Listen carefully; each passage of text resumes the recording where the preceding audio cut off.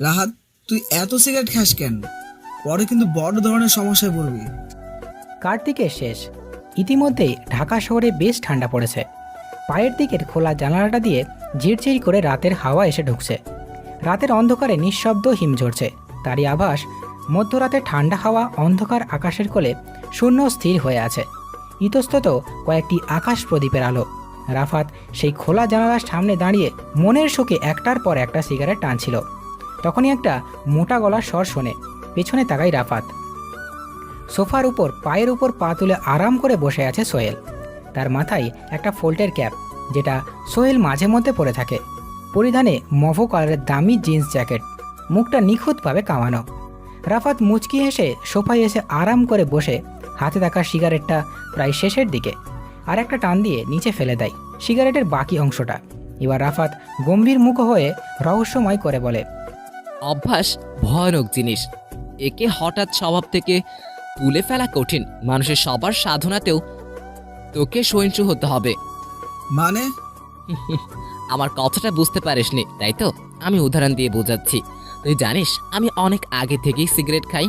এখন হুট করে আমি এটা ছেড়ে দিতে পারবো না। সিগারেট খাওয়াটা আমার পেশা না, এটা আমার নেশা। আমি এটা এমনভাবে আটকে গেছি, চাইলেও আর বের হতে পারবো না। রাত, তুই হয়তো ভুলে গেছিস, মানুষ পারে না এমন কোনো কাজ নেই। তুই চাইলে তোর এই বদভ্যাস ত্যাগ করতে পারিস। আরে বাদ দে এগুলা। আমি এখন আমার চিন্তা নিয়ে বেশি ভেবে ফেলেছি, তাই সিগারেটটা একটু বেশি টানছি যাতে টেনশনটা দূর হয়ে যায়। অতীতকে ভুলে যা। অতীতের দুশ্চিন্তা আর ভাব অতীতকেই নিতে হবে। অতীতের কথা চিন্তা করে অনেক বোকারাই মরেছে। আগামীকালের বোঝা অতীতের বোঝার পথে মিলে আজকের বোঝা সবচেয়ে বড় হয়ে দাঁড়ায়। তাই অতীতের ব্যর্থতার জন্য অপেক্ষা করে কিংবা ভবিষ্যতের সাফল্যর আশায় বর্তমানকে অবহেলা করা উচিত নয়। অতীতকে চাইলেও আমি ভুলতে পারবো না। আমার সেই কালো অতীত রয়ে গেছে। আমার পরিচয় কে আমি, আমাকে সেটা জানার জন্য এই রঙিন শহর আসা। আমার জানা নেই তুই কি আসলে তোর আসল পরিচয় এখান থেকে পাবি না, কিনা আবারও শূন্য হাতে ফিরে যাবি দূষিত সেই শহরে। আমি রাফাত কোনো সময় ভুল ডিসিশন নেই না। সঠিক সময় সঠিক কথা বলি। সঠিক সময়ে সঠিক জায়গায় থাকা আমার স্টাইল। নিজের ঠান্ডা মাইন্ড দিয়ে এই শহরের সব অশান্ত মাইন্ড গেমারদের উন্মাদ করে দিব আমি। চাইলেও কেউ থামাতে পারবে না আমাকে। এটাই রাফাতের কথা। পিস্তলের বুলেট মিস হতে পারে, কিন্তু আমার ডিসিশন ভুল হতে পারেই না। রাহাত, কালকে তো ঢাকা কলেজে তোর প্রথম দিন। তা তুই কি নিজে আসল পরিচয় নিয়ে কলেজে প্রবেশ করবি, নাকি ছদ্মবেশে নিয়ে? আসল পরিচয় দিয়ে কলেজে প্রবেশ করলে আমার সাথে কেউই মিশবে না। তার থেকে ভালো হবে ছদ্মবেশে যাই। আমারও তাই মনে হয়। তবে কালকে তোর সাথে কি হবে তা আমি নিজ চোখে দেখতেছি। কালকে তোর ভাগ্যটাই খারাপ হয়ে যাবে। এই জগতে অমঙ্গল ছাড়া মঙ্গলের কোনো অস্তিত্ব কল্পনাতীত। অন্ধকারের সাথে আলোর সাদার সাথে কালোর দুঃখের যে সম্পর্ক, অমঙ্গলের সাথে মঙ্গলের সেরূপ সম্পর্ক। অমঙ্গলের পাশে মঙ্গলকে চেনা যায়। কথাটা বলে বসা থেকে উঠে দাঁড়ায় রাফাত। দুইতলা বাড়ির নিচ তলায় বসে বসে এতক্ষণ কথা বলছিল তারা দুজন। রাফাত উপরে ওঠার জন্য সিঁড়ির কাছে যেতে থাকে। সময় অনেক হয়েছে। গম্ভীর অন্ধকার মনোমুগ্ধকর রাত। পাশে চাঁদের আলোয় সারা বাড়িটা ছেয়ে গেছে। সোহেল বসা থেকে উঠে নিজের ঘরের দিকে পা বাড়ায়। চোখে মোটা ফ্রেমের স্টুডেন্ট চশমা, ফুল হাতার হালকা ময়লা সাদা কালারের শার্ট, কালো প্যান্ট। মাথার চুলগুলো অনেক বড় বড়। মাথাটা নিচু করে ঢাকা কলেজ ক্যাম্পাসে প্রবেশ করে রাফাত। পরিবেশটা নিতান্ত মনোরম। আশেপাশে অনেক স্টুডেন্ট, কেউ বসে কেউ দাঁড়িয়ে আড্ডা দিচ্ছে। রাফাত ডান হাত দিয়ে চোখের চশমাটা ঠিক করে, মাথাটা হালকা উঁচু করে। কম বেশি সবাই রাফাতের দিকে ভ্রু কুঁচকে তাকিয়ে আছে। এটা দেখে রাফাত মুচকি হাসি দেয়। সবাই হয়তো ভাবছে এমন একটা বড় কলেজে কীভাবে খ্যাত ছেলেটা চান্স পেয়েছে। রাফাত মাথাটা নিচু করে ক্লাসের দিকে রওনা দেয়। হঠাৎ পেছন থেকে মেয়েলি কণ্ঠে কারোর ডাকে রাফাত পেছনে ফিরে তাকায়। দেখে কতগুলো মেয়ে মাঠের চাওরে বসে বসে আড্ডা দিচ্ছে। তার মধ্য থেকে আকাশি কালারের ড্রেস পরা মেয়েটা রাফাতকে ডাক দেয়। রাফাত মেয়েগুলোর সামনে যেয়ে বলে, আসসালামু আলাইকুম আপুরা, আমাকে কি যেন ডেকেছেন? রাফাতকে ডাক দেওয়া মেয়েটির নাম নেহা। নেহা বলে, এই ছেলে, নাম কি তোর? রাফাত আহমেদ। নামটা তো ভালো, কিন্তু নামের সাথে পোশাকের চেহারার অবস্থা তো ভালো না। বাড়ি কোথায় তোর? কুমিল্লার ছোট্ট একটা গ্রামে। তার মানে তুই গ্রাম থেকে এসেছিস। তাই তো বলি, এরকম একটা খ্যাত ছেলে ঢাকা শহরে হবে কি করে? কথাটা শুনে সবগুলো মেয়ে জোরে জোরে হাসতে থাকে। রাফাত কেবল বোকার মতো করে চেয়ে আছে। সে বুঝতে পারছে না যে কেন তারা অহেতুকভাবে হাসছে। নেহা হাসি থামিয়ে বলে, কোন ইয়ারে ভর্তি হয়েছিস তুই? 2য় বর্ষে। তুই তাহলে আমাদের সাথেই পড়িস, কিন্তু তোর সাথে আমরা ক্লাস করব কিভাবে? এখনই শরীর থেকে দুর্গন্ধ বেরোচ্ছে, পরে যদি ক্লাসে আবার কি অবস্থা হয়। আচ্ছা, তুই এখন আমাদের একটা কাজ করে দে, দোকান থেকে কিছু শুকনা খাবার এনে দে, তাড়াতাড়ি যা। আপু, আমার ক্লাসে যেতে হবে, আমি আপনাদের কাজটা করতে পারবো না। রাফাতের কথাটা শুনে নেহা রেগে বলে, তুই চিনিস আমাকে? কি আমার পরিচয়, কে আমার বাবা? আপু, ঢাকা শহরে আমি নতুন, কাউকে চিনি না। আপনার পরিচয়টা যদি আপনি নিজ থেকে দিতেন তাহলে ভালো হতো। এখন আমি যা বলবো এটা মাথায় গেঁথে রাখ। আমি নেহা, আমার বাবা এই শহরের কমিশনার। কলেজের সবাই আমাকে ভয় পায়, আমার অর্ডার অমান্য করার কারোর সাহস নেই। আজ থেকে কথাটা যেন মনে থাকে। এখন তুই যে খাবারগুলো নিয়ে আয়। রাফাত নিজ জায়গা থেকে সরে না, সেখানে মাথাটা নিচু করে স্থির হয়ে দাঁড়িয়ে আছে। এরা দেখে নেহা রেগে রাফাতের বাম গালে কষে একটা চড় মেরে বলতে থাকে, তোকে কয়বার বলতে হবে এক কথা? তবু তুই এখানে মূর্তির মতো দাঁড়িয়ে আছিস, সমস্যা কি তোর? যা এখান থেকে। রাফাত বাম গালে হাত দিয়ে মাথাটা নিচু করেই বলে, আপু, আমার কাছে টাকা নেই। জানতাম এটাই বলবি তুই। যা এখান থেকে। তোর মতো ফকিরের টাকা দিয়ে আমি কিছু খাবো, এটা তুই ভাবলি কি করে? রাফাত কিছু বলে না। সবার চোখের আড়ালে স্বপ্নের রূপকথার হাসি দেয়, যার মানে এই কলেজে কেউ তাকে চিনতে পারছে না। রাফাত 2য় বর্ষে ক্লাসরুম খুঁজতে খুঁজতে ক্লাসে প্রবেশ করে। ক্লাসের পরিবেশটা কতিপয় নীরব, কারণ এখন আশরাফ স্যারের ক্লাস। ইকোনমিক্স ক্লাস নেয় এই স্যার, খুবই গম্ভীর। ইকোনমিক্সের স্যারেরা এমনিতেই গম্ভীর হয়ে থাকেন, কঠিন হয়ে থাকতে ভালোবাসে আশরাফ স্যার। হাসি তামাশা ঠাট্টা ফাজলামি তার একেবারে সহ্য হয় না। তার কথা হলো, হাসি তামাশা যদি শিক্ষার্থীরা করবে তাহলে পড়াশোনা করবে কখন? পৃথিবীটা কোনো নাট্যশালা না যে হাসি তামাশা করে লোক হাসাতে হবে। আশরাফ স্যারের দুর্ভাগ্য, তার আশেপাশে মানুষজনের স্বভাব তার স্বভাবের একেবারে উল্টো। স্টুডেন্টরা অনেক কষ্টে স্যারের সামনে হাসি আটকিয়ে রাখে। কিছুক্ষণ পর আশরাফ স্যার ক্লাসে প্রবেশ করে। সবাই তাকে দাঁড়িয়ে সম্মান জানায়। আজ সোমবার, আশরাফ স্যার অর্থনীতির কিছু গুরুত্বপূর্ণ টপিক নিয়ে আলোচনা করবে, তাই সকল স্টুডেন্ট সাবধান হয়ে বসে আছে। এবার আশরাফ স্যার শীতল গলায় বলতে থাকে, আজকে কি নিয়ে আলোচনা করব মনে আছে সবার? সবাই একসাথে জবাব দেয়, জি স্যার। আশরাফ স্যার কিছু বলতে যাবে, তখনই তার চোখ দৃষ্টি যায় সবার লাস্ট বেঞ্চে।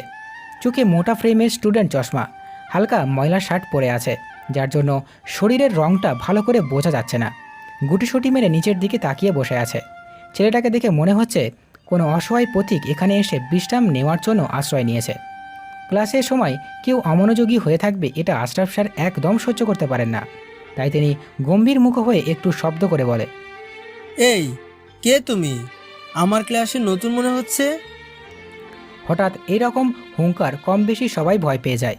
রাফাত নিজেকে স্বাভাবিক করে সামনের দিকে চেয়ে দেখে আশরাফ স্যার রাগী দৃষ্টিতে চেয়ে আছে। এটা দেখে রাফাত হালকা ভয়কাতর চোখে স্যারের দিকে তাকায়। আশরাফ স্যার আবারও বলে, এই ছেলে, তোমাকেই বলছি, এমন চুপ হয়ে বসে আছো কেন? আমার প্রশ্নের জবাব দাও। রাফাত করুণ দৃষ্টিতে চেয়ে নরম গলায় বলে, স্যার, আমি নতুন ভর্তি হয়েছি, আজই প্রথম ক্লাস, তাও আবার আপনার বিষয়। বুঝতে পারছি, কিন্তু তোমার জামার অবস্থা এমন কেন? মনে হচ্ছে জামা কাপড় কাচার সময় পাও না। তোমার সাথে ক্লাসমেটগুলোর জামা দেখছো কত পরিষ্কার, তারা কত পরিপাটি হয়ে এসেছে ক্লাসে। কাল থেকে ভালো জামা পরে আসবে। স্যারের কথা শুনে রাফাত মুচকি হেসে বলে, স্যার, বর্তমান বিশ্বে জাতিতে জাতিতে বিভেদ ও বিচ্ছেদ একটি নিত্য নৈমিত্তিক ঘটনা। এর মধ্যে আবার উঁচু নিচুর বিভেদ, এবং এর মূলে আছে একটি শ্রেণীর ক্ষমতা ও অধিকার লাভেরহীন প্রচেষ্টা। আমি গরিব, আমার যা আয় তা দিয়ে আমি চলি। এখন ভালো ড্রেসটা আমার প্রয়োজন না, আমার সকল ড্রেস এরকমই ময়লা হালকা ছেঁড়া, কাপড় কাচলেও এমনই থাকে। রাফাতের কথার মানে কিছুটা স্যার বুঝতে পারছে, তাই তিনি আবারও বলল, মানুষ চাইলেই সব পারে, তুমিও চেষ্টা করে দেখতে পারো। স্যার, দারিদ্র্যের নির্মমতায় যে মানুষ বিড়ম্বিত, বিয়বান আত্মীয় সম্পর্কে তার ক্ষোভের শেষ নেই। বিত্তবান চিরকাল বিত্তহীনকে তাচ্ছিল্য করে অস্বীকার করে, অর্থশালীর সাথে তার যে একটা রক্তের সম্পর্ক রয়েছে, সেই ঘনিষ্ঠ আত্মীয়তার কথাটি সে সবসময় অর্থশালীকে স্মরণ করিয়ে দিতে চায় এবং তার দ্বারস্থ হয়ে কিছু না পেলে তাকে স্বার্থপর বলে ধিক্কার দিতে থাকে। রাফাত কথাগুলো বলে থামে। কতক্ষণ আগে আশেপাশে অনেকেই হাসাহাসি করছিল, কিন্তু এখন পরিবেশ যেন থমকে গেছে। পিনপিন নীরবতা বিরাজ করছে, শোনা যাচ্ছে কিছু মানুষের নিঃশ্বাস ফেলার নীরব শব্দ। রাফাতের কথাগুলো যেন সবার বুকে যেয়ে আঘাত করছে। আশরাফ স্যার অনেক কঠিন মনের মানুষ, কিন্তু আজ রাফাতের কথা শুনে ওনার মন হালকা গলেছে, কিন্তু তিনি এটা কাউকে প্রকাশ করে না। এবার সবার নীরবতা ভেঙে আশরাফ স্যার বলতে শুরু করে। তোমার নাম কি? কোথা থেকে এসেছো?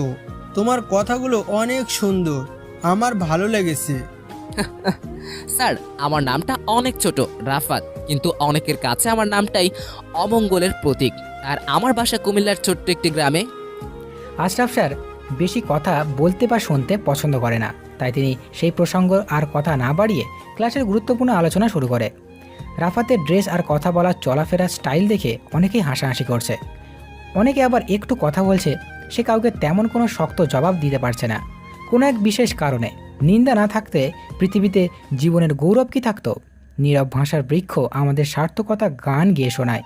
অনুভূতি কান দিয়ে সে গান শুনতে হবে, তাহলে বুঝতে পারা যাবে জীবনের মানে বৃদ্ধি। ধর্মের মনেও তাই। প্রকৃতি সে ধর্ম, মানুষেরও সে ধর্ম। পার্থক্য কেবল তরুলতা ও জীবজন্তুর বৃদ্ধির ওপর তাদের নিজেদের কোনো হাত নেই, মানুষের বৃদ্ধির উপরে তার হাত রয়েছে। আর এখানেই মানুষের মর্যাদা। মানুষের বৃদ্ধি কেবল দৈহিক নয়, আত্মিকও। মানুষকে আত্মার সৃষ্টি করে নিতে হয়, তা তৈরি পাওয়া যায় না। সুখ দুঃখ বেদনা উপলব্ধির ফলে অন্তরের যে পরিপক্কতা, তাই তো আত্মা। দুপুরের কড়া রৌদ্রে কুয়াশা কেটে গেছে, এখন হালকা গরম লাগছে। শহরটা ঘনবসতি থাকার কারণে শীতটা এত পরিমাণে ফেস করা যায় না। রাফাত কলেজ থেকে বের হয়ে গেটের সামনে দাঁড়িয়ে আছে। রাস্তা ফাঁকা। রাফাত ব্যাগ থেকে সিগারেটের প্যাকেট বের করলো। মাত্র 2টা সিগারেট আছে। সে পরপর 2টা সিগারেট শেষ করলো। এর মধ্যে মাত্র একটা রিক্সা গেল। কিছুদিন আগেও দুপুরবেলায় রিক্সার যন্ত্রণায় হাঁটা যেত না। রাফাত রাস্তার মোড় পর্যন্ত গেল। সামনের একটা ছোট্ট দোকান দেখা যাচ্ছে, যেখানে চা পান আরও কিছু জিনিস রয়েছে। রাফাত দোকানের সামনে দাঁড়ায়। এবার সে দোকানদারটাকে বলতে শুরু করে। চাচা, বিক্রি বাটা কেমন হয়? আর বিক্রি কিনবে কে? কেনার মানুষ আছে? দেখি একটা বেনসন সিগারেটের প্যাকেট দেন। রাফাতের এখনও দুপুরের খাওয়া হয়নি, এক্ষুনি গিয়ে খেতে হবে। একটা দোকানের সামনে দাঁড়িয়ে থাকার কোনো মানেই হয় না। ব্যাপারটা সন্দেহজনক। এখন সময় খারাপ। আচার আচরণে কোনো রকম সন্দেহের ছাপ থাকা ঠিক না। রাফাত দোকানদারের দিকে ভালো করে খেয়াল করলো। তার মাথায় ঝুঁটিবিহীন একটা লাল ফেজ টুপি। কোথা থেকে জোগাড় করেছে কেই জানে। চিবুকের কাছে অল্প দাড়ি, তাও আবার হালকা পেকে গেছে। দাম কত হয়েছে টাকা? দাও তুমি বাবা, তোমরা তো প্রতিনিয়ত সিগারেট খাও, তবু আমি কেন বলবো? রাফাত পেছনের পকেট থেকে একটা মানিব্যাগ বের করে। তার থেকে কচকচে একটা 500 টাকার নোট বের করে দোকানদারের সামনে এগিয়ে দেয়। দোকানি নোটটা ভালো করে দেখে বলতে থাকে। বাবা, এই বড় নোটের খুচরা আমার কাছে নেই। রাফাত মুচকি হেসে বলে, লাগবে না, বাকি টাকা পুরো টাকাটা আপনি রেখে দিন। বাবা, একটা কথা বলি, তোমাকে দেখে মনে হচ্ছে ঢাকা শহরের নতুন। জামা কাপড়ের অবস্থা তেমন ভালো না, বাকি টাকাটা বরং তুমি রেখে দাও। হয়তো শহরে নতুন, কিন্তু এই অচেনা শহরে সবাই আমার পরিচিত। জামা কাপড় কেনার পর্যাপ্ত টাকা আমার কাছে আছে, টাকাটা আপনি রেখে দিন।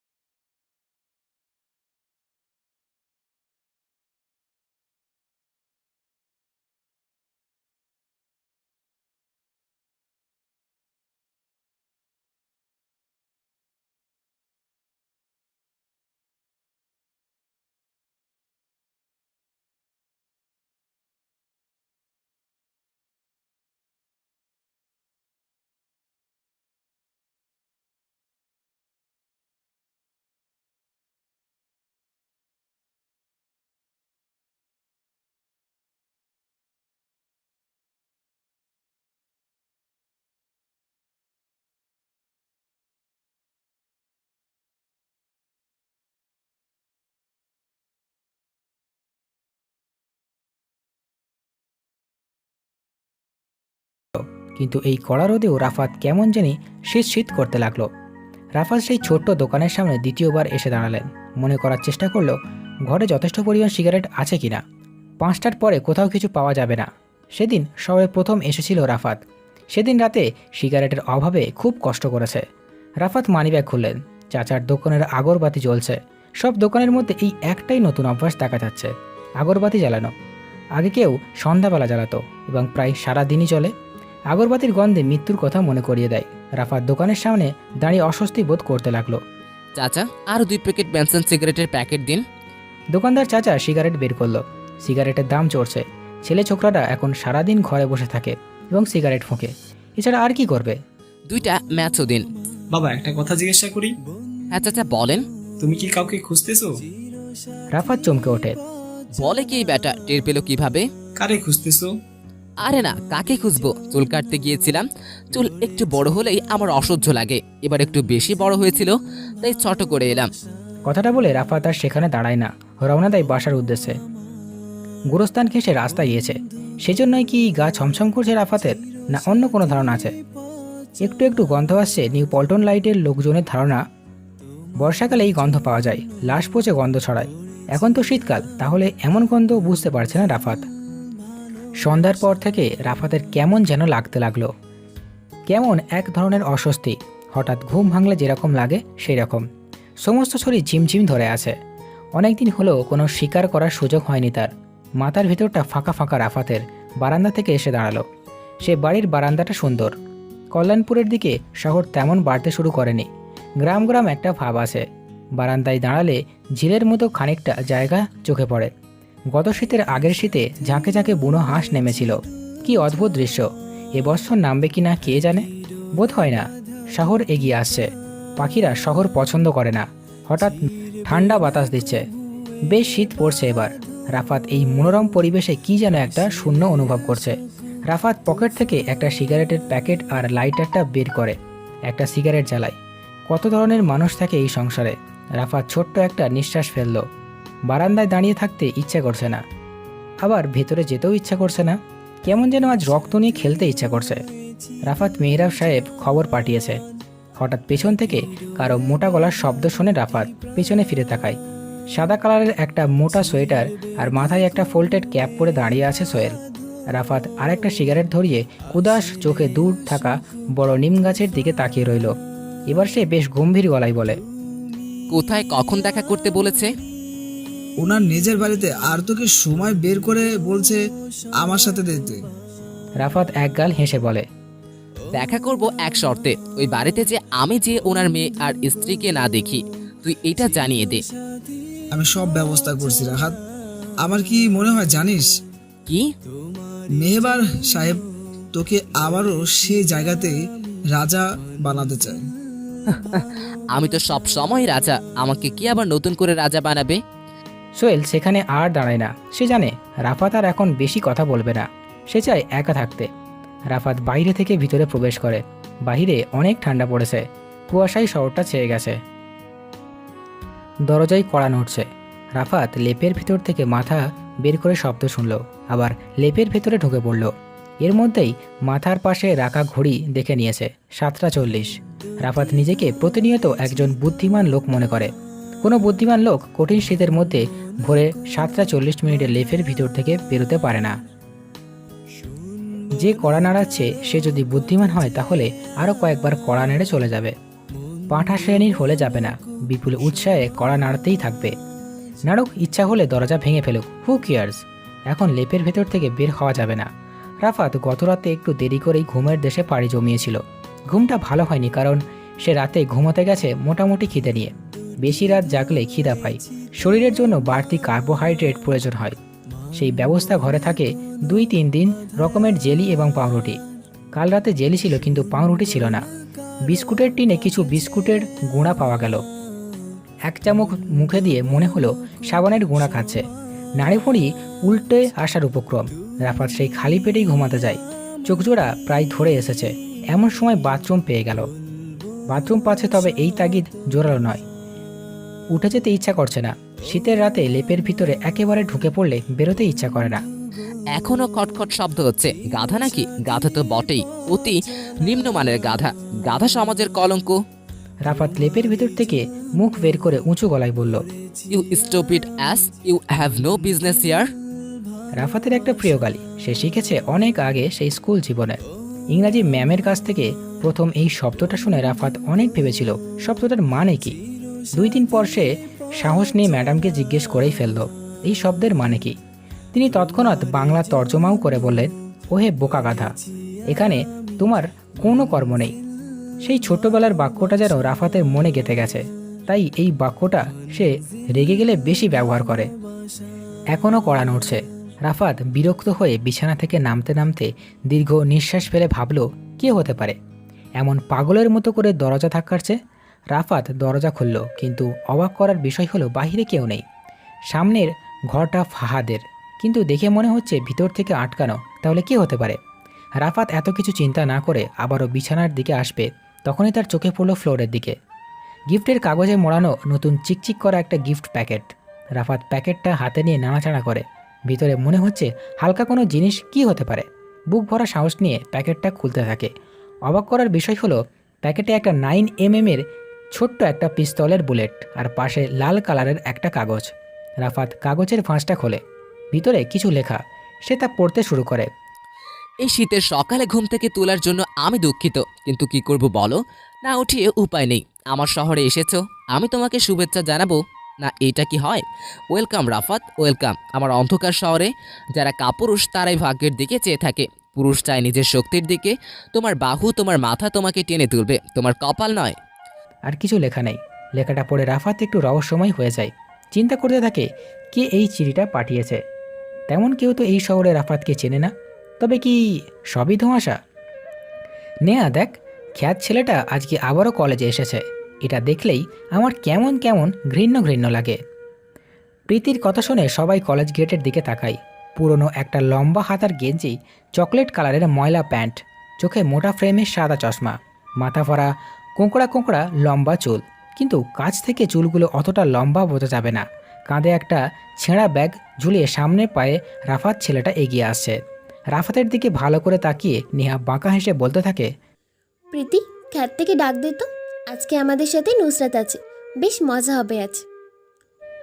ভিন্নভাবে চিন্তা করার ও উদ্ভাবনের সাহস থাকতে হবে। অপরিচিত পথ চলার ও অসম্ভব জিনিস আবিষ্কারের সাহস থাকতে হবে এবং সমস্যাকে জয় করে সফল হতে হবে। এই সকল মহান গুণের দ্বারা তরুণদের চালিত হতে হবে। সফলতার গল্প পড়ো না, কারণ তা থেকে তুমি শুধু বার্তা পাবে।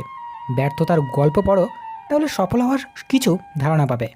শ্রাবণী এতক্ষণ চুপ করে বসেছিল, কিন্তু প্রীতির কথা শুনে সে তার মুখের নিঃশব্দটা ভেঙে বলতে থাকে, কে এই ছেলে? কলেজে নতুন দেখছি।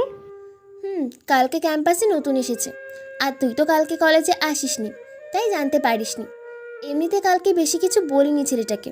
আজকে তুই সাথে আছিস, তাই ভাবলাম বেশি করে মজা করব। বাদ দে এগুলা। ছেলেটাকে দেখে কেমন যেন নিরীহ নিরীহ মনে হচ্ছে। এটা আমি কি শুনছি? শ্রাবণীর মুখে এই কথা? যে শ্রাবণী কলেজের ছোট থেকে বড় সবাইকে জার্ক দেয়, সে কিনা বলছে আর ছেলেটাকে ছেড়ে দিবে? এটা মানা যায় না। এই রাফাত, এদিকে আয়। উচ্চস্বরে রাফাতকে ডাক দেয় প্রীতি। রাতে আর সকালে ভালো ঘুম না হওয়ায় রাফাত নিজেকে কেমন যেন দুর্বল দুর্বল অনুভব করছে। মাথাটা নিয়মিত দিনের মতো আজকেও নিচু করে ক্লাসের দিকে যাচ্ছিল। তখন কালকের মেয়েগুলোর মধ্য থেকে রাফাতকে একজন ডাক দেয়। রাফাত বাধ্য ছেলের মতো মেয়েগুলোর কাছে যেতে থাকে। সে চায় না কলেজে কোনো ঝামেলা হোক, তাই সে মেয়েগুলোর ডাকে সাড়া দিয়েছে। আজ যেখানে নতুন একটা মেয়েকে দেখেছে রাফাত, কে ওই মেয়ে জানা নেই রাফাতের। সব মেয়েদের থেকে আলাদা। মেয়েটির মধ্যে কিছু একটা আছে যা পুরুষদের অভিভূত করে দেয়। রূপের বাইরে অন্য কিছু। অসামান্য রূপসী মেয়েদেরকেও প্রায় সময় বেশি সাধারণ মনে হয়, এই সেরকম নয়, এবং সে নিজেও তা জানে। মেয়েটির চোখ দুইটা ছোট ছোট এবং বিশেষত্বহীন। গালের হাড় উঁচু হয়ে আছে, ছোট কপাল, কিন্তু তবুও কি অদ্ভুত দেখতে, কি মোহনীয়। তার পরনে সাধারণ কালো রঙের একটি লম্বা জামা, ফিটের অনেকখানি দেখা যাচ্ছে। দূর থেকে মনে হয় মেয়েটির গায়ের রং ঈষৎ নীলাভ। দেখলেই হাত দিয়ে ছুঁতে ইচ্ছা করে। রাফাত গুটি গুটি পায়ে নিঃশব্দে যে মেয়েগুলোর সামনে দাঁড়ায়। রাফাতের মুখে কোনো কথা নেই, জানা নেই এখন সে কি জিজ্ঞেস করবে বা কি করতে পারে। হঠাৎ প্রীতি নামের মেয়েটি বলে ওঠে, এই রাফাত, তুই প্রতিদিন এমন নোংরা কাপড় পরে কলেজে আসিস কেন? তুই কালকে থেকে ভালো জামা কাপড় পরে আসলে কলেজে আসবি, নয়তো কালকে থেকে যেন তোকে এই কলেজে কোনো স্থানে না দেখি। প্রীতির কথা শুনে রাফাত হাসে। এটা দেখে নেহা রেগে যায় আর জোরে জোরে বলতে থাকে, কি রে, তুই এমন করে হাসিস কেন? প্রীতি কি কোনো মজা করার কথা বলছে যার জন্য তুই এমন করে হাসিস? প্রতিটা মানুষের জীবনে কষ্ট আছে, শুধু তা প্রকাশ করার পদ্ধতি ভিন্ন। নির্বোধের প্রকাশ করে চোখের পানি দিয়ে, আর বুদ্ধিমানরা প্রকাশ করে মৃদু হাসি দিয়ে। তুই আমাদের মুখে মুখে তর্ক করিস, আবার নিজেকে বুদ্ধিমান মনে করিস। আমরা তো সিনিয়র, আমাদের সাথে সম্মান দিয়ে কথা বলবি।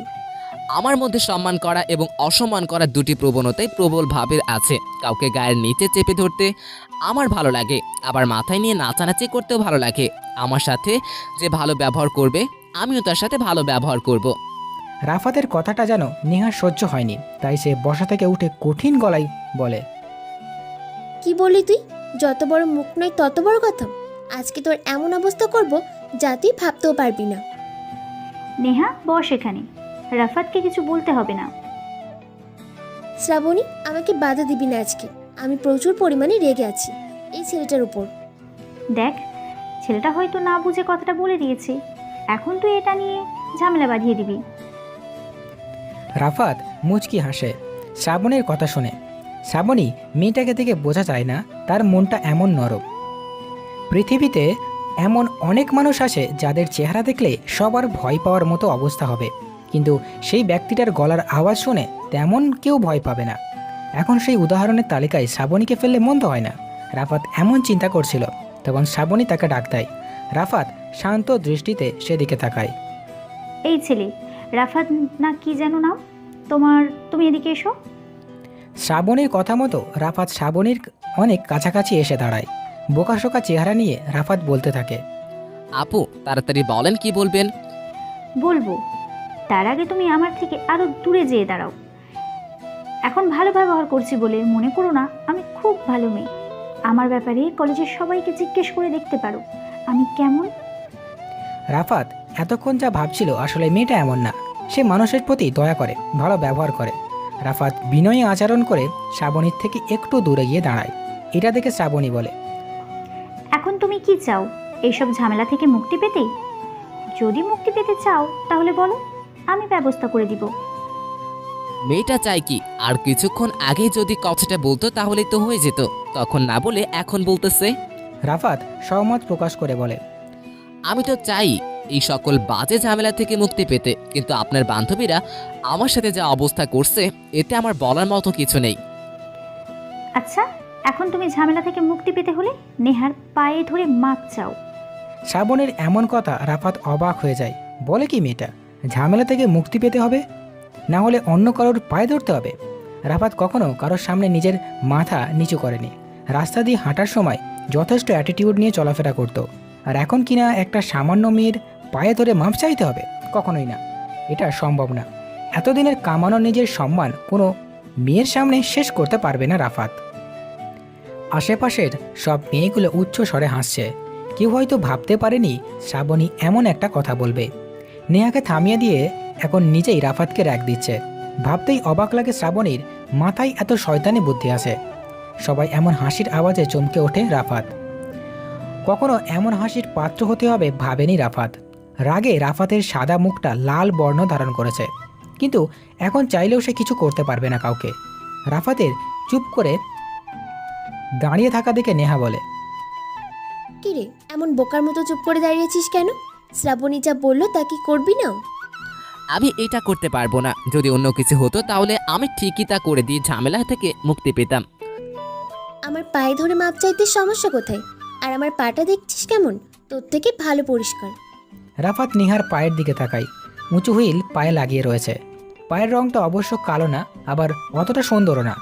কেমন কালারের যেন। মানুষের পা সুন্দর হোক বা কালো, এতে কিছু যায় আসে না, তবে পায়ে ধরে মাপ চাওয়াটা কেমন নীতি? রাফাত শ্রাবণীকে উদ্দেশ্য করে বলে, শ্রাবণী আপু, আপনি আমাকে ঝামেলা থেকে মুক্তি দেওয়ার জন্য অন্য কোনো কাজ বলেন যেটা আমাকে দিয়ে সম্ভব হবে। রাফাতের কথা শুনে শ্রাবণী দাঁত বের করে হাসে। ছেলেটাকে দেখে শ্রাবণীর মায়া লাগছে কেমন। যেন অসহায় হরিণের মতো তাকিয়ে আছে। এমন ছেলেকে কঠিন কাজ দিলে সে করতে পারবে না, আবার ছেড়ে দিলেও ফ্রেন্ড সার্কেলের সবাই এটা নিয়ে ভিন্ন মন্তব্য করবে। শ্রাবণী কিছু একটা ভেবে রাফাতকে বলে, রাফাত দেখো, তুমি এই ঝামেলা থেকে বাঁচতে চাইলে নেহার পা ধরে মাপ চাইতে হবে, এছাড়া আর কোনো উপায় নেই। অনেকক্ষণ ধরে আমি এগুলা সহ্য করছি। আমি একটা বোকা ছেলে, তাই আপনারা আমার সাথে এমন করছেন। আমি আর কারো কাছে মাপ চাইতে পারবো না। দেখি আপনারা আমার কি করতে পারেন। দেখ দেখ সবাই খ্যাটটা কেমন বড় বড় কথা বলছে। আমি চাইলেই এখন তোকে এই কলেজ থেকে বের করে দিতে পারি, এমন ক্ষমতা আমার আছে। প্লিজ আপু, আমার সাথে এমন কিছু করবেন না। আমার বাবার স্বপ্ন আমি যেন উচ্চ শিক্ষিত হতে পারি। দয়া করে আমার বাবার স্বপ্ন আপনি ভেঙে দিবেন না। এই তো হচ্ছে, আরো সুন্দর করেই আমার কাছে বল। অসহায় গরিব দুঃখী মানুষের কষ্টের কথা শুনতে আমার খুব ভালো লাগে। রাফাত অবাক হয়ে যায় নেহার এমন কথায়। মানুষ যে এত পাষাণ হতে পারে তার নেহাকে না দেখলে এটা বোঝাই যেত না। রাফাতের প্যান্টের পকেটে ছোট বাটন মোবাইলটা বেজে উঠছে। মনে হয় কেউ রাফাতকে স্মরণ করেছে। উপস্থিত সবাই লক্ষ্য করে রাফাতের প্যান্টের পকেট থেকে মোবাইলের আওয়াজটা শোনা যাচ্ছে। মোবাইলের রিংটনটা শুনে সবাই হাসতে থাকে। হাসবে নাই বা কেন, এখন বর্তমান যুগ, কোনো যুবকের কাছে এমন বাটন মোবাইল থাকার কথা না। আর পুরোনো দিনের মোবাইলের রিংটনগুলো যেমন হয় আর কি। রাফাত লজ্জায় পড়ে যায়। 2 বার হয়ে গেল মোবাইলের রিংটনটা বেজেই চলছে। রাফাত পকেট থেকে ফোনটা বের করে না।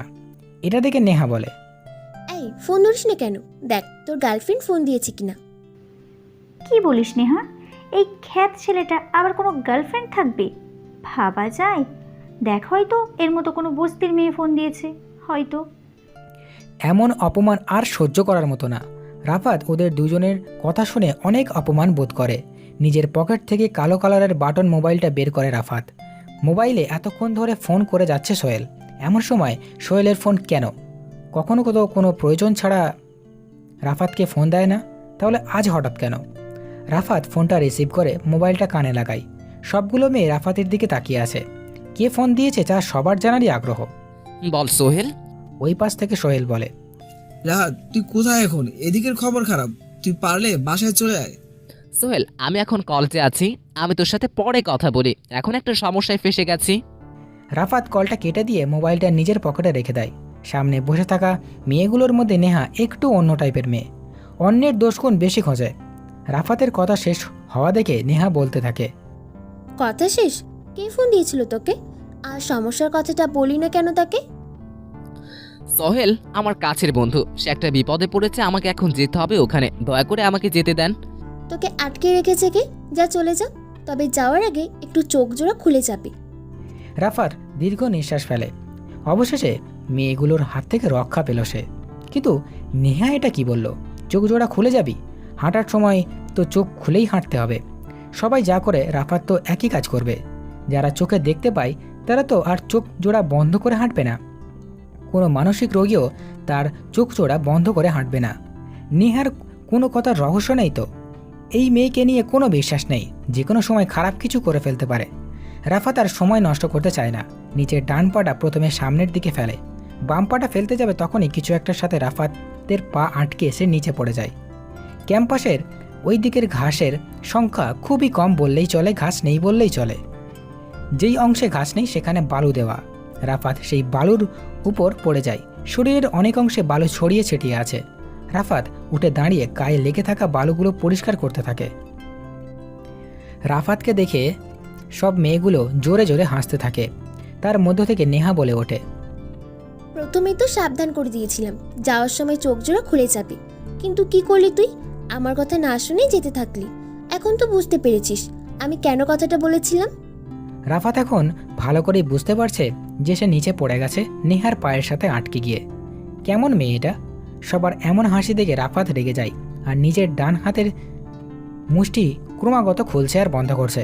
রাফাত কখনো দুর্বলদের কিছু বলে না, নিজের রাগটা কন্ট্রোল করে বেরিয়ে পড়ে কলেজ ক্যাম্পাস থেকে। সোহেল অনেকক্ষণ ধরেই উসখুস করছে, কিছু বলবে বলবে মনে হচ্ছে কিন্তু কিছুই বলছে না। অনেক সময় মানুষের এমন হয়, তারা নিজের মনের ভিতর বহু কথা জমিয়ে থাকে, কিন্তু সে এটা কারো কাছে প্রকাশ করতে পারে না।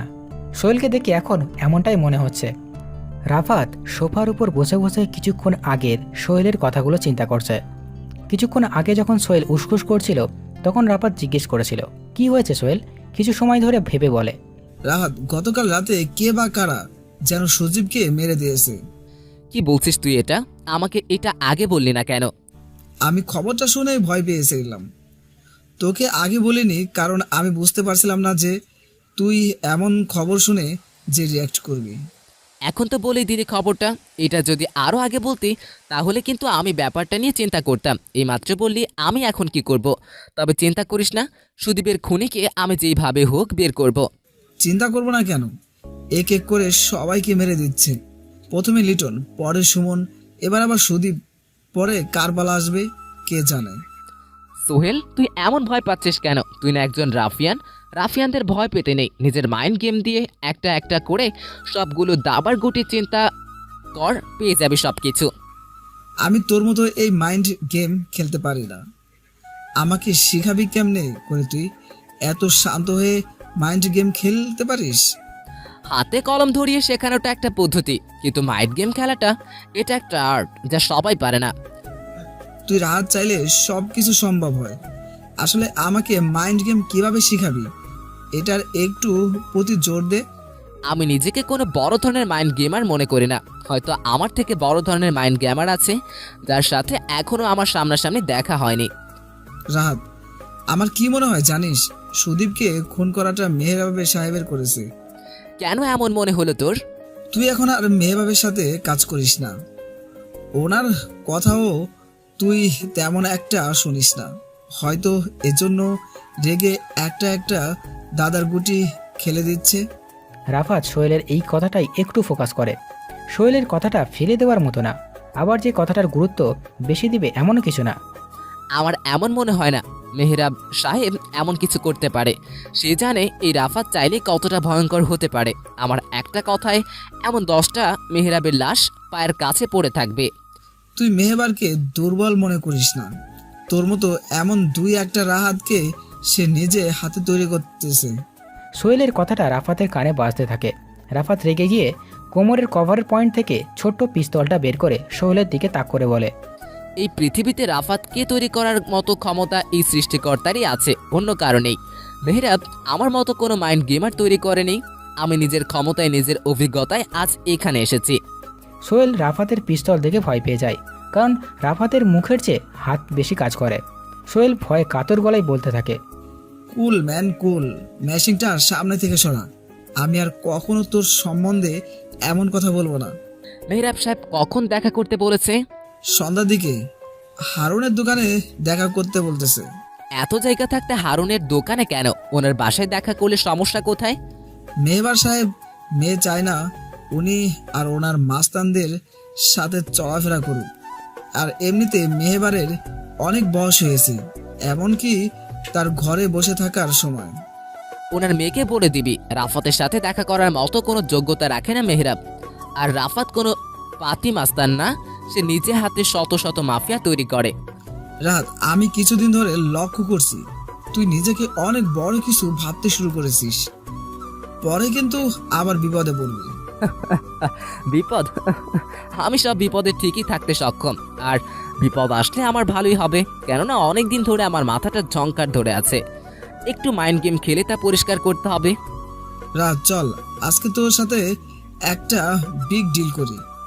ডিলটা এমন হবে, তোকে আমি আমার মাইন্ড গেম দিয়ে মারবো। Mind game? আচ্ছা চল, আমি তোর ডিলে রাজি হয়ে গেলাম। এখন যদি আমি জিতে যাই তাহলে তুই আমাকে কি দিবি? রাত, তুই বাচ্চাদের মতো কথা বলছিস কেন?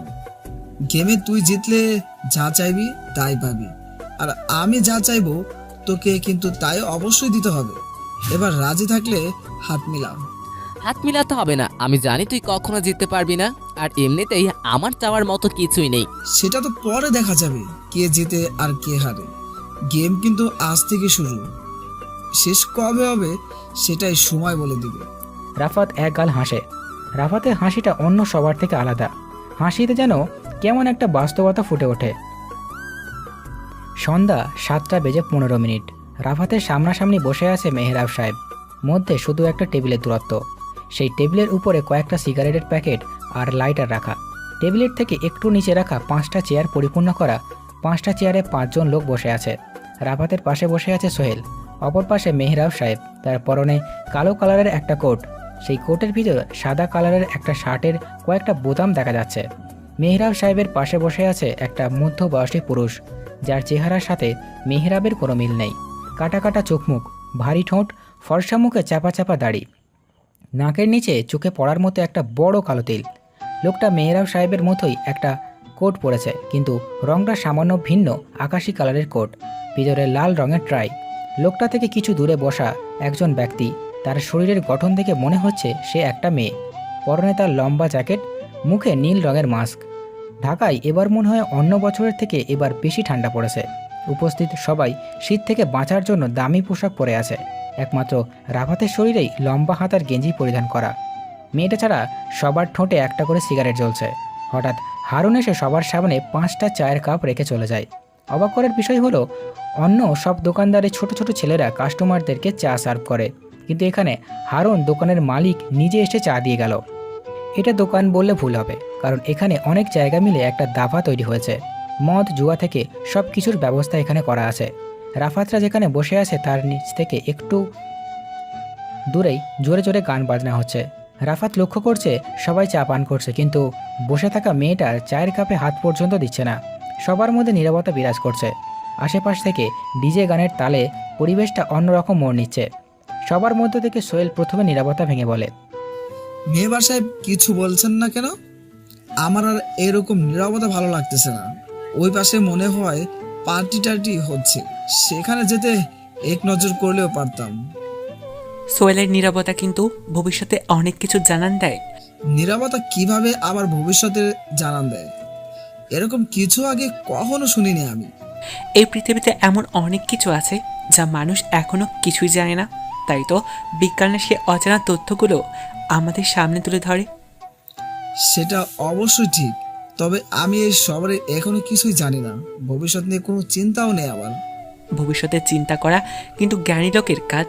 তুমি কি মূর্খ করিমতি মিয়ার মতো পৃথিবীতে বাস করবে নাকি?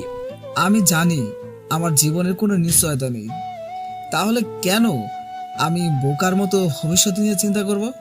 তা অবশ্য ঠিক। খনি, মাস্তান, ডাকাত, চোর, হ্যাকার, এদের জীবনে কোনো নিশ্চয়তা নেই। এরা সবাই মৃত্যু নিয়ে খেলা করে, যখন তখন মৃত্যু তাদের গ্রহণ করে নিতে পারে। মেহরাব সাহেব অনেক দিন হয়েছে রাফাতের সাথে কথা বলে না।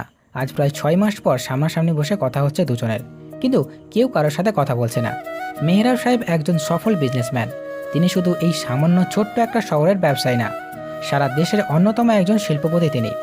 দেশ বিদেশেও অনেক খ্যাতি ছড়িয়ে আছে মেহরাব সাহেবের। এত বড় একটা মানুষ এমন সামান্য দাভার মধ্যে বসে চা খাচ্ছে, ব্যাপারটা কেমন যেন অন্যরকম না? আবার সামনে বসে আছে রাফাত, যাকে এই শহরের লোকেরা বোকা, খ্যাত এইরকম পরিচয় চেনে। এমন একটা সাধারণ ছেলের সাথে দেখা করতে মেহরাব সাহেবের মতো ক্ষমতাশীল ব্যক্তি দেখা করতে এসেছে। ব্যাপারটা খুবই হাস্যকর ছাড়া আর কিছুই না। কিছুক্ষণ পরপর রাফাত আর মেহরাব সাহেবের চোকাচোকি হচ্ছে। এবার নিয়ে 3 বার এমন হলো। মেহরাব সাহেব আর চুপ করে থাকতে পারল না, রাফাতকে উদ্দেশ্য করে বলে, রাফাত, কি আমার উপর এখনো রেগে আছো? আজ অনেকদিন পর রাফাত মেহরাব সাহেবের মুখ থেকে নিজের নামটা শুনতে পেয়েছে। মেহরাব সাহেব সবসময় রাফাতের সাথে মায়াবী কণ্ঠে কথা বলে। অন্যদের সাথে যেমন কঠোরভাবে কথা, তেমনি বিনয়ী কণ্ঠে রাফাতের সাথে তিনি কথা বলে। এমন মধুর ডাক যে কেউ শুনলে তার মন নিমেষেই গলে যাওয়ার উপক্রম হবে। রাফাতের চেহারা থেকে তেমন মনে হচ্ছে না। রাফাতের চেহারায় ফুটে উঠছে বিরক্তির প্রতিচ্ছবি, যেটা আর কেউ লক্ষ্য না করলেও মেহরাব সাহেব ঠিকই লক্ষ্য করেছে। রাফাতের মন ভোলানো একটা হাসি দেয়, প্রায় সময় যে এই হাসিটা দেয়। যদি কোনো সাহিত্যিক বই পড়া মেয়ে এমন হাসি দেখে, তাহলে নিশ্চিত সে রাফাতের প্রেমের জালে ফেঁসে যাবে। রাফাত নরম গলায় বলতে থাকে, আমি কারোর সাথে সহজে রাগ করি না, আর রাগ করলেও সেটার যুক্তিগত কারণ লাগে। এখন আপনার প্রতি রাগ করার আমি তেমন কোনো বড় ধরনের কারণ দেখতে পাচ্ছি না। তাহলে এতদিন কথা বললে না যে? আগে তো আমার সাথে প্রায় কথা বলতে, এখন নয় কেন?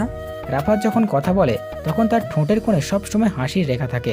আজও মেহরাবের সাথে কথা বলার সময় তার ব্যতিক্রম হয়নি। এখন আপনার সামনে বসে থাকা রাফাত আর অতীতের সেই রাফাতের মধ্যে অনেক পার্থক্য। আমি কিছুদিনের ভিতর নিজেকে অনেক পরিবর্তন করেছি। কারণ বলো কি কারণ নিজেকে এমন অস্বাভাবিক পরিবর্তন করার? এই পৃথিবীতে বেঁচে থাকতে হলে আপনাকে নিজের উপর আস্থা রাখতে হবে, কারণ অন্যের উপর বিশ্বাস করলেই আপনি সবচেয়ে বড় ভুল করবেন। আমি তাই নিজেকে পরিবর্তন করে ফেলেছি।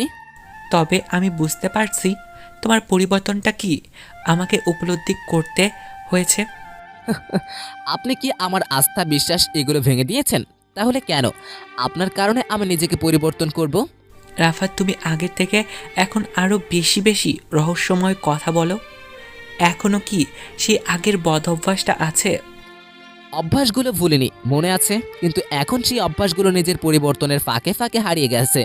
দুজনের কথার মধ্যে থেকে সোহেল বলে ওঠে, আপনারা দুজন চাইলে পরে কথা বলতে পারবেন, এখন গুরুত্বপূর্ণ কথায় আসেন। মেহবার সাহেব, সামনে যে দুইজন বসে আছে ওদের তো আগে কখনো দেখিনি, ওরা কারা? কেউ যদি কথার মাঝখানে কথা বলে এটা মেহরাব সাহেব খুবই অপছন্দ করেন। বলতে গেলে তিনি বেশ রেগে যান সেই ব্যক্তির উপর। এখন মেহরাব সাহেবের বয়স বাড়ছে, তার সাথে সাথে নিজের রাগটাকে কমিয়ে এনেছে, তবুও অনেক সময় রাগটাকে কন্ট্রোল করতে পারে না।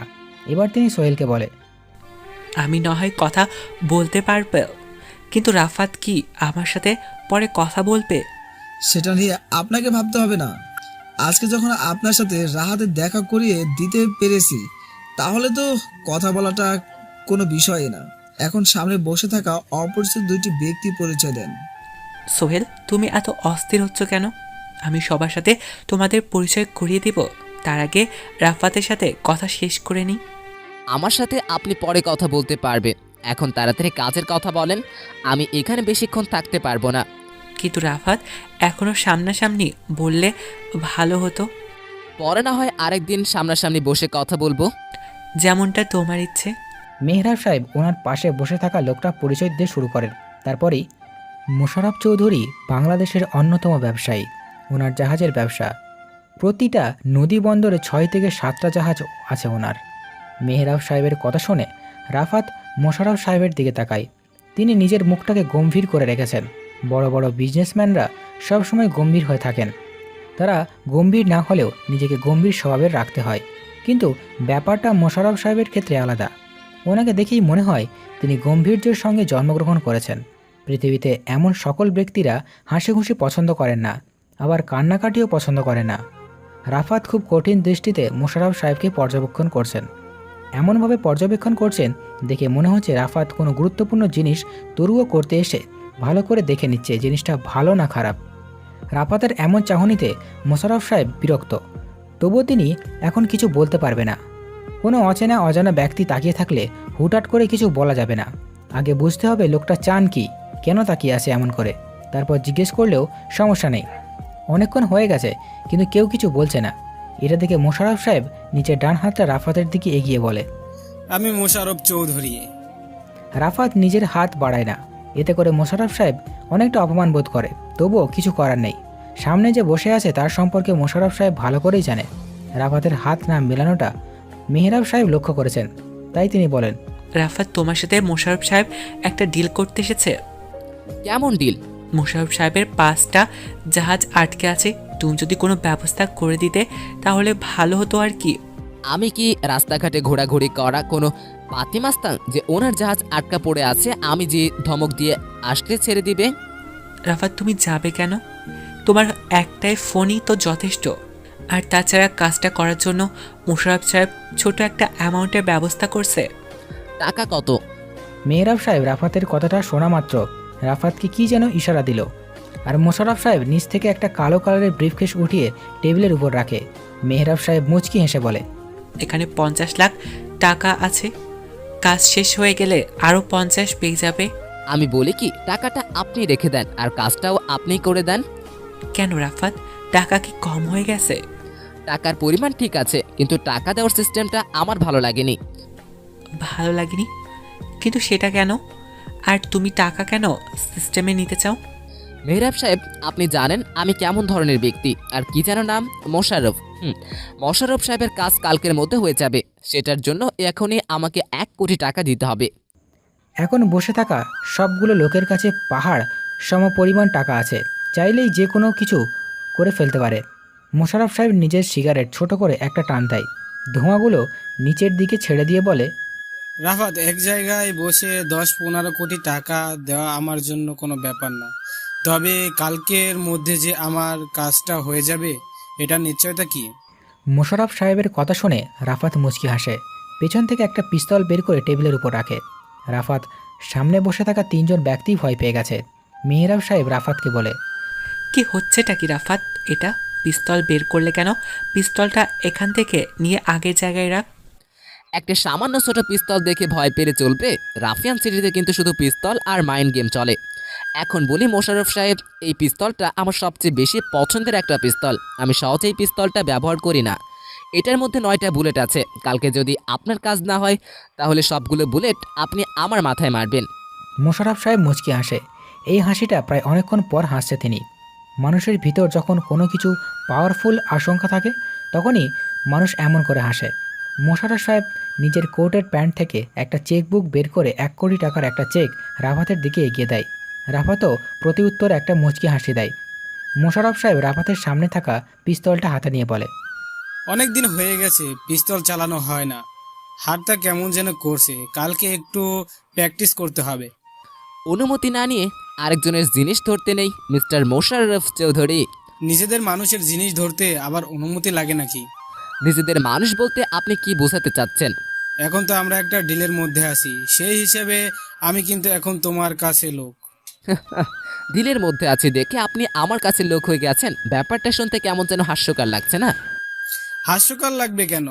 শুনতে খুবই ভালো লাগবে। মোশাররফ চৌধুরীর কাছে একজন লোক, সেটা হলো আরাফাত। আপনি এখনো জানেন না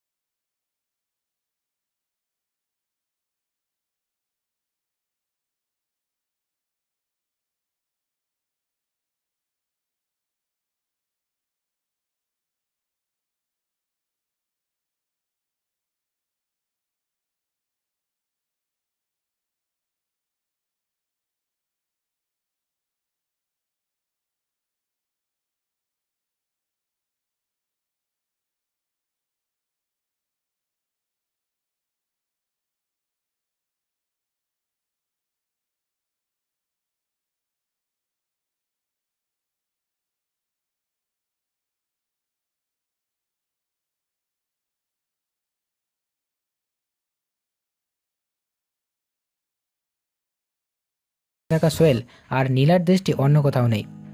দুজনের চোখের পলকে হারিয়ে যাচ্ছে। রাফাত সোহেলকে আস্তে করে ধাক্কা দেয়। সোহেল বিরক্তিকর দৃষ্টিতে রাফাতের দিকে তাকায়। এবার মেহরাব সাহেবও উঠে দাঁড়ায়। মোশাররফ সাহেব আবার বসে থাকবে কেন? তিনিও বসা থেকে উঠে দাঁড়ায়।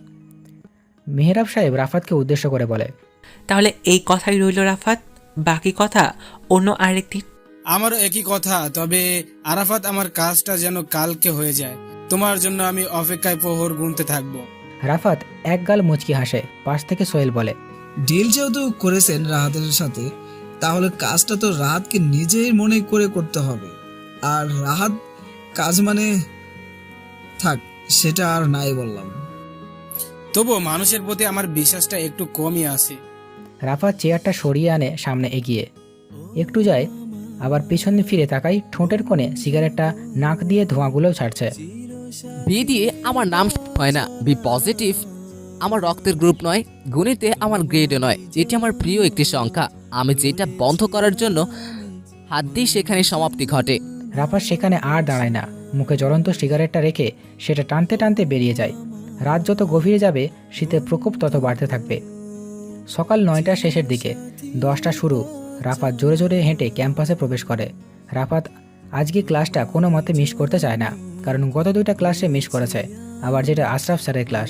কিন্তু তিনি কখনো ক্লাস মিস দেওয়া স্টুডেন্টদের পছন্দ করেন না। এখন থেকে রাফাত নিয়মিত ক্লাস করবে, যার উদ্দেশ্য করে নিজের ডিপার্টমেন্টের 2য় তলার 15 নম্বর রুমের দিকে রওনা দেয় সে। আজকে গাছতলায় মেয়ে গ্যাংয়ের কেউ নেই, রাফাত বেঁচে গেছে আজকে। তারা তাই মনের সুখে নিজের ক্লাসের দিকে যাচ্ছিল, তখনই কারোর সাথে ধাক্কা খায় রাফাত। যার সাথে ধাক্কা লেগেছে সে যে এই মেয়ে, এটা বুঝতে রাফাতের অসুবিধা হলো না। মেয়েটা নিচে পড়ে গেছে, আর মেয়েটার উপর রাফাত। রাফাতের শরীরে হালকা একটু ভর মেয়েটার উপর, কারণ রাফাত 2 হাত দিয়ে ফ্লোরের নিচে চেপে আছে। রাফাত মেয়েটার দিকে তাকায়, মেয়েটা আর কেউ না, স্বয়ং শ্রাবণী নিজেই। দুজনের মধ্যে 1 ইঞ্চিও গ্যাপ নেই। শ্রাবণী নিজের হাত দিয়ে রাফাতকে ধাক্কা দেয়। রাফাত কোনো মতে নিচ থেকে উঠে দাঁড়ায়, সাথে শ্রাবণীও। রাফাতের শরীরে তেমন কোনো ময়লা লাগেনি, যা লেগেছে শ্রাবণীর শরীরে। রাফাত শ্রাবণীকে কিছু বলতে যাবে, এর আগে রাফাতের 2 গালে 4টা চড় বসে যায়। চটা মেরেছে শ্রাবণীর নিজেই। রাফাত ডান গালে হাত দিয়ে মাথাটা নিচু করে দাঁড়িয়ে থাকে। শ্রাবণী রেগে বলে, কি করলি তুই এটা? আমাকে ধাক্কা মেরেছিস? আমি দেখে আপনাকে ধাক্কা দিইনি। হাঁটার সময় চোখ কোথায় থাকে তোর? চোখ তো চোখের জায়গায় থাকে, কিন্তু আজকে যে এমন কিছু হয়ে যাবে আমি বুঝতে পারিনি। তা বুঝবি কিভাবে? চোখে তো লাগিয়েছিস হাতির মতো বড় একটা চশমা, এটা দিয়েও চোখে দেখিস না? নাকি সুন্দরী মেয়েদের সাথে ধাক্কা খাওয়ার নতুন ধান্দা এটা? মেয়েদের সাথে ইচ্ছে করে ধাক্কা খাওয়ার কোনো আগ্রহ আমার নেই। এখন তুই বল, এটার শাস্তি কি হওয়া উচিত? আমি কিভাবে বলবো আপনি এটার জন্য আমাকে কি শাস্তি দিবেন? শ্রাবণী কোনো কিছু একটা ভেবে বলে, ক্যাম্পাসের সকলের সামনে তুই কান ধরে আমার কাছে ক্ষমা চাইবি। আমি এটা কখনো করতে পারবো না, কারণ আমার একটা মান সম্মান আছে। গরিবের আবার কিসের মান সম্মান? আমি যা বলছি, তুই যদি এটা না করিস তাহলে আমি কি করতে পারি এটা তুই ভাবতেই পারবি না। আপনি যা ইচ্ছা করতে পারেন, আর গরিব বলে কি আমার মানুষ না? আমাদের মান সম্মান থাকবে না? আমাদের মতো ধনীরা যদি তোদের মতো গরিবকে দান না করতাম, তাহলে সব কয়টা গরিব না খেয়ে মরতিস। হাসালেন আমায়। এবার আপনি শুনে রাখেন, আমাদের মতো গরিবরা যদি আপনাদের কাজ না করে দিত, তাহলে নিজেদের কাজ আপনাদের নিজেকেই করতে হতো। তাই গরিবদের সম্মান করতে শিখুন। সে যাই হোক, গরিবের চিন্তা করে আমার কোনো প্রয়োজন নেই। আমার শেষ কথা হলো, তুই ক্যাম্পাসের সকলের সামনে আমার কাছে ক্ষমা চাইবি। আমি আগেও বলেছি আমি এটা পারবো না, আর এখনো বলছি আমি এটা করতে পারবো না। আপনার যা ইচ্ছা আপনি তা করতে পারেন। তোকে আমি দেখে নিব রাফাত। আঙ্গুলটা নামিয়ে কথা বলেন, নয়তো আঙ্গুল নাড়িয়ে কথা বলার জন্য আঙ্গুলটা নাও থাকতে পারে। রাফাত কথাটা বলে একটা মুচকি হাসি দিয়ে শ্রাবণীর থেকে দূরে চলে যায়। তারপরই আশরাফ স্যার ক্লাসে গুরুত্বপূর্ণ লেকচার দিচ্ছে। রাফাত এসে ক্লাসের দরজার সামনে দাঁড়িয়ে যায়, মাথাটা নিচু করে ইনোসেন্ট ভাব নিয়ে দাঁড়িয়ে আছে। স্যার, ভিতরে আসবো?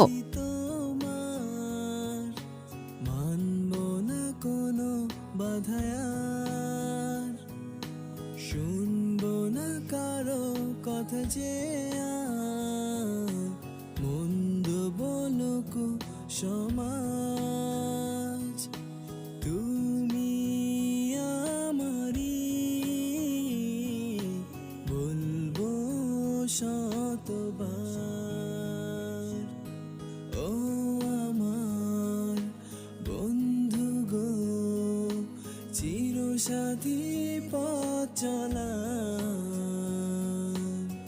তোমারই জন্য গড়েছি আমি মঞ্জিল ভালোবাসার। ও আমার বন্ধু গো, চিরসাথী পথ চলা তোমারই জন্য গড়েছি